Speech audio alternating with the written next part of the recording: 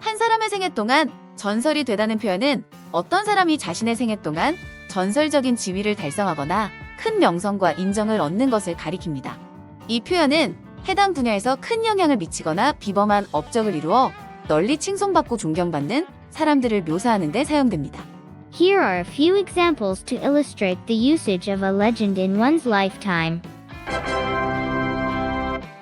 Michael Jackson was truly a legend in his lifetime, revolutionizing the music industry with his groundbreaking performances and iconic songs. Stephen Hawking's contributions to theoretical physics and his ability to communicate complex ideas to the public made him a legend in his lifetime.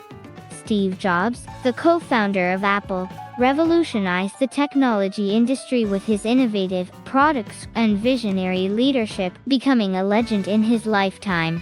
이 예시에서 한 사람의 생애 동안 전설이 되다는 표현은 아직 살아있는 동안에도 특출난 업적을 달성하고 널리 알려져 있는 사람들을 인정하고 존경하는 데 사용됩니다.